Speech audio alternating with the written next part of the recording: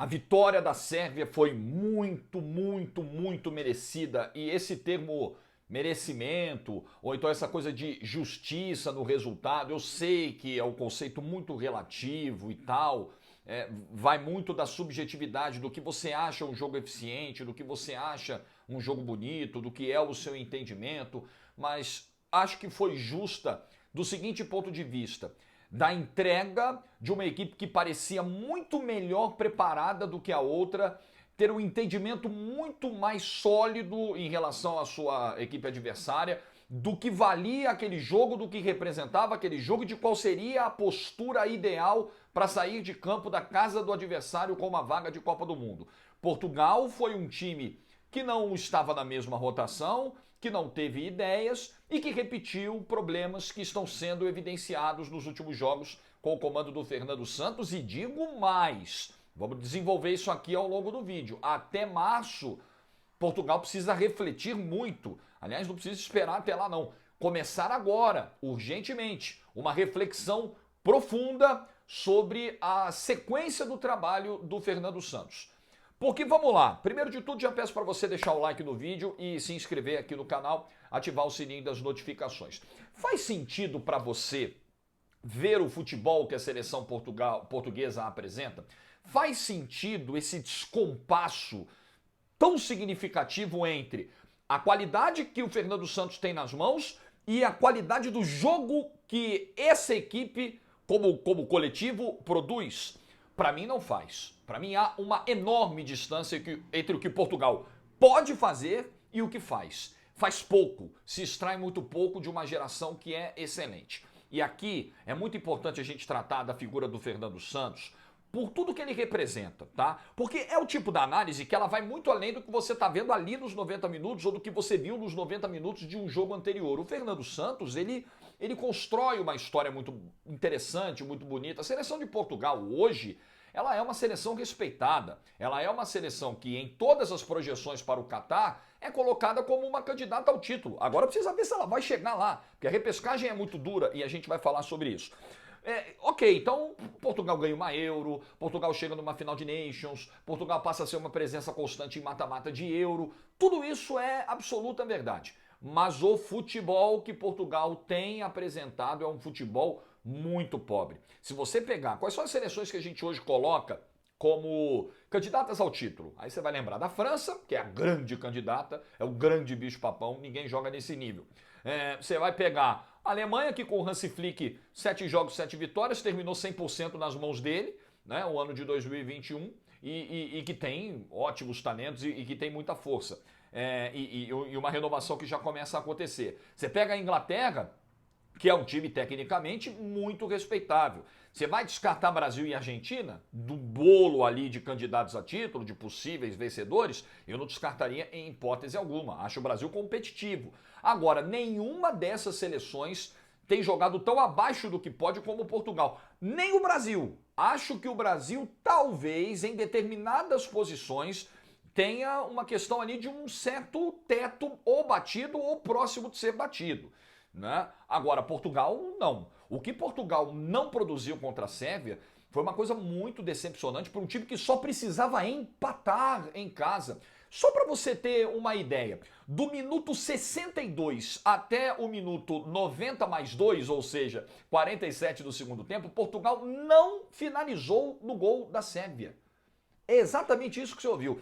Dos 17 aos 47 do segundo tempo, Portugal não chutou no gol da Sérvia. E esse chute aos 47 foi um chute desesperado do Cristiano Ronaldo quando já tinha saído o gol do Mitrovic. Aliás, são 23 jogos do Mitrovic somando clube e seleção no ano de 2021 e acabou sendo o herói da Sérvia. A Sérvia foi superior a Portugal em praticamente todo o jogo. No segundo tempo não repetiu o mesmo ímpeto do primeiro, mas ainda assim passou um bom tempo, como eu acabei de descrever, sem receber finalizações, sem receber uma pressão de Portugal e sendo sempre mais perigosa. Quem sempre chegava mais e quem sempre chegava mais com perigo durante todo o jogo era a seleção da Sérvia, muito mais organizada, com ataques muito mais bem estruturados, com uma dinâmica de circulação de bola entre meio campo e ataque muito mais lúcida do que a de Portugal. Portugal dependia de individualidades. As individualidades não vão resolver em todos os jogos. É impossível. O futebol é um esporte coletivo. O Cristiano Ronaldo já resolveu vários jogos para Portugal, já resolveu vários jogos para o Manchester United na Inglaterra e fora dela, né? Champions e Premier League, mas impossível conseguir fazer isso em todas as partidas, porque o futebol não é só individual. O futebol não é apenas uma pessoa. A Sérvia mostrou isso. A Sérvia é uma seleção tecnicamente brilhante, até tem nomes muito interessantes. Eu acho o Milinkovic-Savic, por exemplo, é um cara que eu acompanho muito na Lazio, um jogador de meio campo de uma qualidade excepcional. Mas você não tem caras top do mundo na seleção da Sérvia. Você tinha lá o Mitrovic, que fez o gol da vitória, o Vlahovic, que é um bom atacante que joga no futebol italiano, né? Enfim, você tinha jogadores de defesa e o Gudelj comete uma falha gravíssima. Acho que é o ponto de maior preocupação dessa seleção sérvia, com alguns erros bobos e infantis que aconteceram no jogo, mas uma seleção muito bem desenhada, treinada e estruturada. Você consegue perceber? É difícil você usar o termo, poxa, esse time é bem treinado. Claro que a gente não acompanha treinamento da Sérvia, a gente não acompanha nem os daqui, porque, enfim, está cada vez mais restrito, mas é possível perceber em campo quando ideias existem e elas são muito bem trabalhadas. Portugal hoje não tem ideias. Fernando Santos tem um ótimo material nas mãos, não sabe o que fazer, toma decisões que são muito questionáveis. A escalação do Danilo hoje, ao invés do Palhinha, a demora para tirar o Diogo Jota de campo, colocando o João Félix apenas na parte final do jogo. Então, Portugal tem até março o seguinte dilema. Eu acho que não é mais um dilema, né? Acho que Portugal já entendeu o seguinte: temos Fernando Santos, devemos muito ao Fernando Santos, por tudo que fez por nós, por tudo que fez pelo futebol português, é um nome a ser respeitado, ok.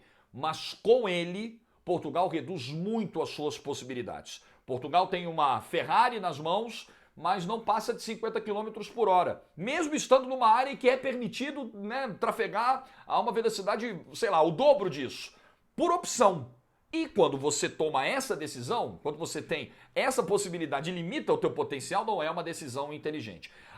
Para fechar o vídeo, a repescagem vai ser dura, a repescagem vai ter jogo único na semifinal, jogo único na grande decisão, serão 3 finais em jogos únicos para definir as 3 vagas, com os vice-campeões de grupos e os 2 que estão vindo da Nations League. Não será fácil, o componente do jogo único ele torna ainda mais dramático. Então Portugal, além de ter os nervos no lugar para jogar repescagem, seja contra quem for, Portugal precisará ter qualidade de jogo, Portugal precisará ter lucidez, ideias e uma estratégia muito bem definida para passar pelo seu adversário, pelos seus adversários de semifinal e depois de final de repescagem. Em 5, 6 meses, você não consegue fazer uma revolução, um trabalho que já está vindo de anos. A decisão de quem comanda o futebol da seleção de Portugal, eu sei que é uma decisão difícil. Não é simples, não é varinha mágica você trocar um pelo outro, mas para mim, pelo menos, está evidente. É preciso tentar algo, porque Fernando Santos não parece ter mais algo a dar dentro do seu trabalho na seleção portuguesa. E hoje, no final do jogo, alguns lenços brancos foram agitados pela torcida e vaias foram dirigidas ao Fernando Santos. Ou seja, esse entendimento ele já é crescente e é de algum tempo, não é de agora, em cima do trabalho do Fernando Santos. E para fechar, fazem comparações com a seleção brasileira. Ah, mas vocês imaginam se é o Tite indo para uma repescagem de Copa do Mundo? São formatos diferentes e vamos combinar, as críticas, nós aqui na TNT Esportes, por exemplo, a gente faz todos os jogos de Portugal, acompanha eliminatórias faz tempo e já faz algum tempo que se bate na pobreza do futebol da seleção de Portugal. Então, a gente está bem à vontade para falar sobre isso. São assuntos diferentes. Acho que a galera pode adorar o que o Tite está fazendo, pode gostar muito do Tite como figura, como treinador, e eu gosto. Mas acho que são comparações descabidas e que muito tendem a tentar aliviar um pouco a barra do Tite, que está cometendo erros, que tem decisões que são muito contestáveis. Só não queria que misturassem as estações, porque eu acho que não faz o menor sentido. Março, Portugal trouxe para ele um problema sem a menor necessidade, um problema que não cabia, um problema absurdo. Só que antes desse problemão em março, ele tem que resolver um agora, que é a continuidade do Fernando Santos. Para mim, não se justifica mais. De novo, peço para você dar essa força de sempre com o like do vídeo. Comenta aí o que você acha sobre Fernando Santos. Tem que sair, não tem? Quem você traria? Qual a decisão que você tomaria até março para Portugal não ficar fora de uma Copa? Seria uma crueldade, vamos e convenhamos, né? Para quem gosta do futebol, ver a última possível Copa do Mundo em alto nível do Cristiano Ronaldo não acontecer, Portugal ficar fora, não proporcionar ao Cristiano Ronaldo isso, seria triste demais. Abraço, gente.